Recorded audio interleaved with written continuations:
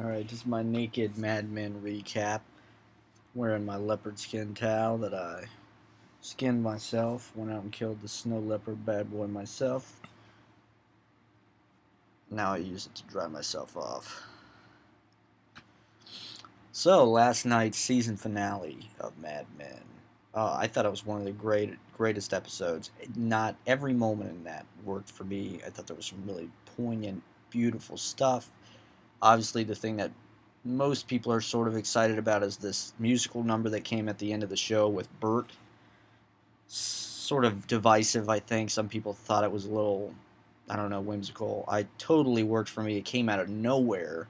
First of all, it was nice just because it's a pleasure to see that guy sing and dance. I mean, it's a nice way for them to sort of interrelate the show with his history, being in How to Succeed in Business Without Really Trying and all these sort of New York admin movies in the past. He's a Broadway guy. He's sing and dance. He's a charming guy. So it was really cool to see that. That guy is just a great actor, and he was on point the whole series. I thought, like, in the later seasons, they kind of relegated him to, like, this, you know, um, senior, seniorial kind of role, like an honorary position or something. You know what I mean? But I think that they did that on, everything on this show. It's not they're doing it because we can't think of anything to fucking do with Bert. He's old. What can we write with him? It's just like that's kind of what happens in life. This guy, I loved when he didn't have an office and he was just like a cat around the office. You know what I mean? Like walking around with his shoes off, hanging out in the lounge with the writers, hanging out upstairs, drinking coffee or whatever at the table. It was a really cool, just the way he kind of popped up in scenes like Where's Waldo or something, you know what I mean? But then they sort of brought him back. In that moment he has on the couch where Neil Armstrong says, "One small step for man," and then Bert goes, "Bravo." So beautiful because you can see that is how a real person, in most movies they do this typically, the moon landing, they're in a fucking bar and the bar's packed with people, and then like when they land, everybody's like, yeah, you know what I mean? This was really cool because it was just them in their hotel rooms. It was so beautiful when they're at Joan's house and they're panning over, and then you see Rogers there with this kid. I mean, that was just so unexpected. It was so truthful because it did bring their family together. They were able to share that moment, even though they're not, the kid's not even aware that it's his dad. Um, so it's not like mundane, but it's just more real. And Bert goes, "Bravo," because he's thinking about it from the position of an admin. And he's thinking, oh, whoever wrote that line, you know, just like one of the greatest tags ever written. You know what I mean? So that's the perspective that I thought that was such a beautiful moment for him. Um, and like the image of him singing and dancing at the end of the show, I thought was very. I wasn't. I'm not wild about it personally. I didn't. It didn't knock me out, but it was. It.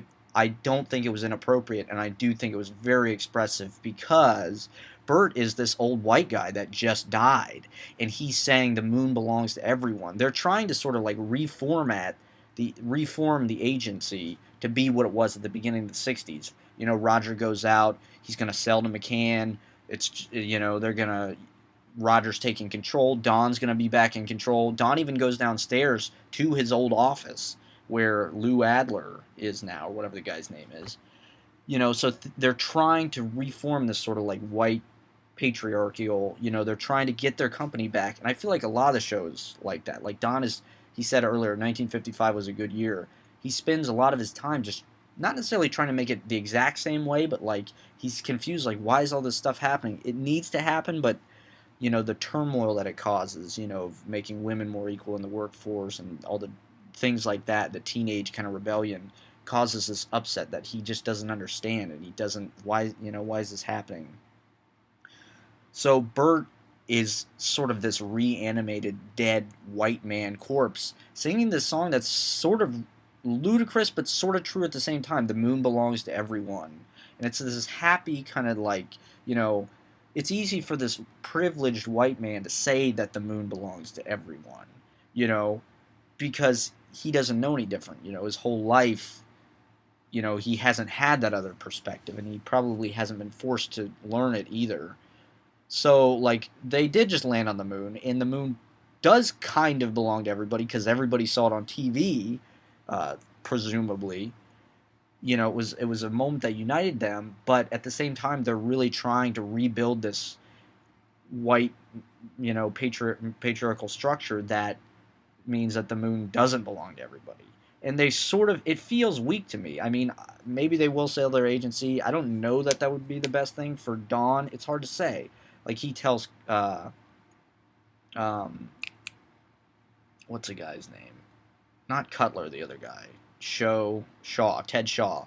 He tells Ted Shaw, like, you don't want to know what it's like to lose this. Don without his work would be just lost, totally lost. It's all he is. It's his whole identity. He lost Megan. That was just a beautiful, beautiful scene. You could just tell as soon as he said I could move to California, and she's just silent. You could just tell she's out on her patio. She's having a glass of wine.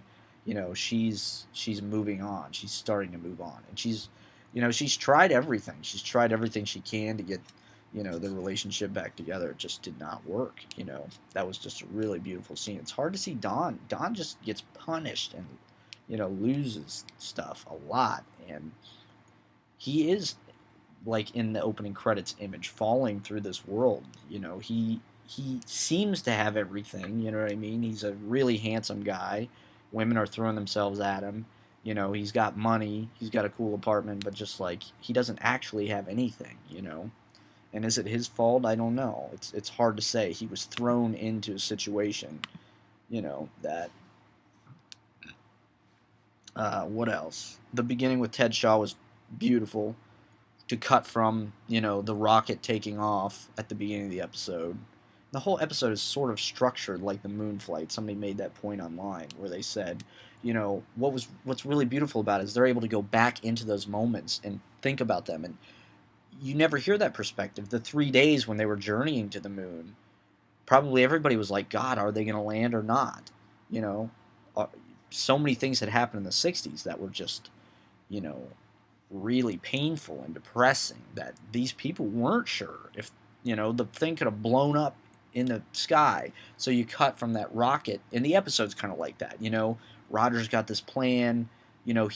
He's trying to put it. You're not sure if it's going to work. Is Don going to get fired? Are they going to come in for landing? And they stick it. At the end of the episode, like I said, I don't think it's like they've got their company back and the happy days are here again. It'll probably follow the pattern of what the 1970s were. That's generally how the show works. Kind of mimics what went on in the sort of, culture at the time. They sort of draw the characters from that.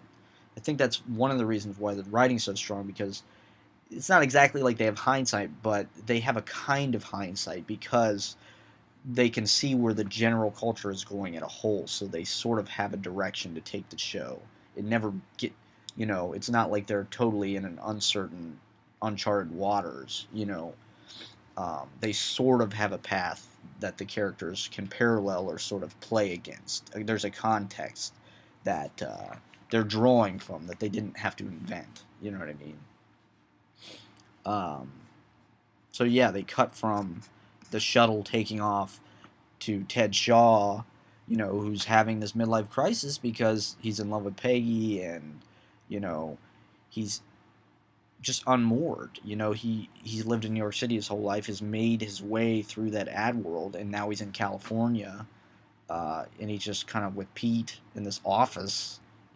His partner died a while back of cancer, so I think he's having like a crisis, like, what does my life mean, and what should I do with it? And it's weird because he's generally a sunny, not necessarily sunny, but you get that guy is such a good actor because he doesn't bring like this weight to it. You can tell that he's always sort of thinking in these kind of like quirky, kind of optimistic ways, rather than like Don, who's very much like the stern father who has to just swallow it and just like move on and just do the hard thing. You know what I mean? Ted is more like the cool stepfather or something. And so it's really interesting to see him go to a place that's like suicidal and extremely cynical because, you know, he feels helpless, I think. He doesn't quite know how to, you know, go toe to toe with life, maybe like Don does. Um, and then the beautiful scene where he's on the phone drinking, vodka screwdrivers. He's not a drinker. You can tell he just looks like shit. He's not like Don. He can't hold his liquor. He's not drinking the brown stuff. He has to make it sweet. That's also that California thing. It's got oranges in it for the sun-kissed people. So he's drinking these screwdrivers and just like in a real bad place. And it's cool to see him at the end of the episode sort of, change his mind right in the middle of the meeting from going, I need to get out of this. Because that's the kind of guy he is. He is sort of impressionable. You know what I mean? He doesn't necessarily work from the inside out. He's more of a compromiser, Cutler's speech was hilarious where he says, we're going to track buy-ins with surgical precision. It's going to be a computer because that's exactly what they do now. Don is more of an intuitive guy. He's a salesman. He feels it. There's a romance. There's an art to it, to the pitch. You know what I mean? He knows how you feel and he knows what you think. And that's his forte. He knows how to manipulate that.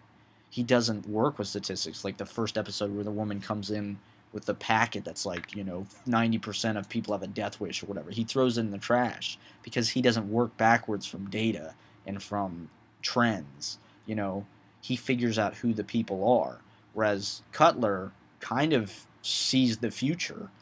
He's turning it into a business. He just wants to make as much money as possible. Harry Hamlin is freaking killing it. He's just got this very like, kind of like, he's almost like an alien or something himself. He's got these big glasses and sort of this weird shaped head and these kind of like big, chin and eyes, and he's tan and he sort of looks like Cary Grant, but he's on the side of the computer, which replaces the whole creative lounge. It's this giant thing.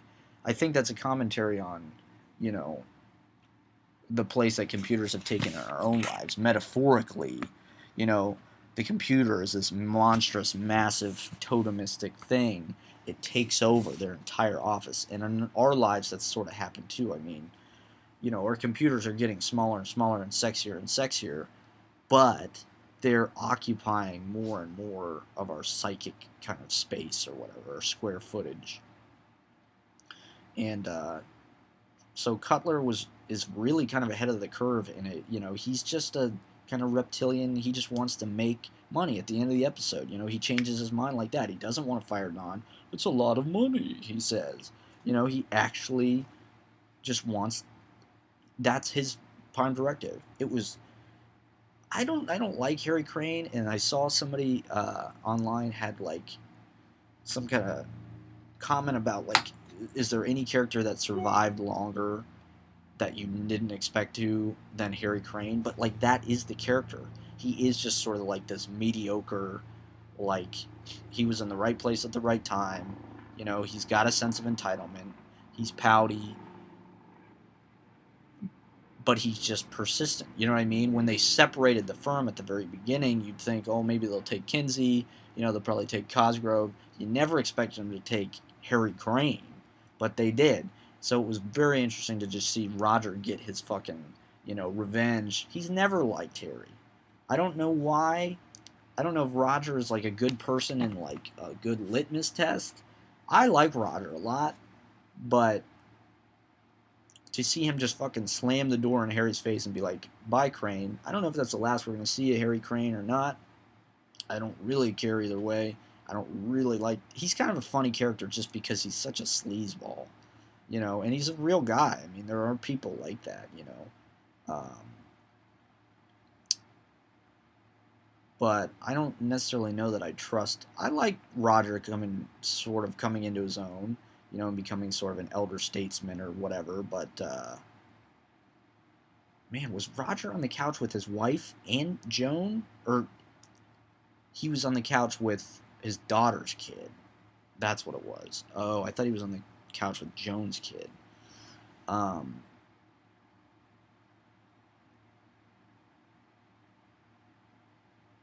Yeah, and a lot of people thought that like Don was having a stroke or something at the end of the episode, like he's hallucinating. I thought it was really cool the way they reintroduced that because they've sort of gotten away from that. You know, the first 3 seasons or whatever, there's a lot of hallucinations, there's a lot of backstory. You know, Don is haunted by his past, and it's sort of geared down into this more kind of like personal, you know, uh, that's where the drama is located. This kind of like um, Don is having these marital problems and just like problems at work.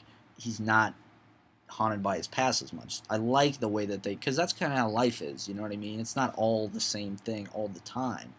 You know, so it's interesting to see that side get reintroduced where Don's hallucinating. I definitely don't think he was having a stroke or any kind of health problems. The show doesn't really work that way. You know, maybe he's losing it. It's a similar thing. Like, I really think that the best thing could happen to him is if he just left his job and became Dick Whitman. You know, I don't think he'll ever live that down.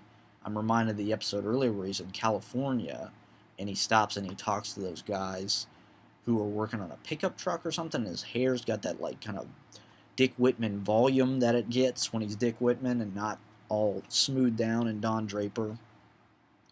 And he seems really happy. He's got groceries and he seems like himself. You know, he doesn't seem like he's like acting this, you know, really tight, you know, uh, get the job done kind of part.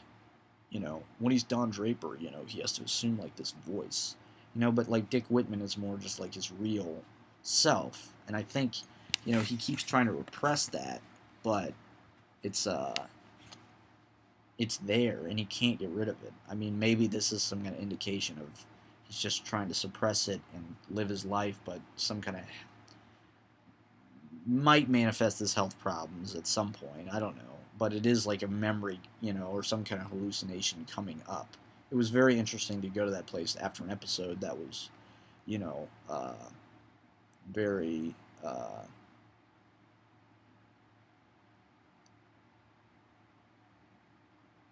you know, tied to history and literal and things like that. I thought the whole sort of subtext with Peggy and her child was amazing.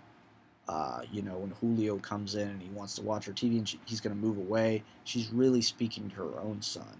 You know what I mean? And the whole Burger Chef thing is just, it's her, you know, Kodak carousel moment, if you will. And it's just so cool to see her nail that and come into her own, and Don is there to see it. He's passing the baton in a way. You know, that's what's so interesting about that show is you get so many different things. You know, Don is selfless. I mean, he sees the writing on the wall. He gets the call about Bert's dying. He thinks, I'm not going to have a job anymore. So what does he do? You know, he does the hard thing. He goes to Peggy's room and he tells her she's got to make the pitch because it's a selfless act. You know, he wants to give her something. If he wins the business, she'll be left with nothing. If she wins it, she takes ownership of it after he loses his job. It was a very nice. That Don Draper's not all bad.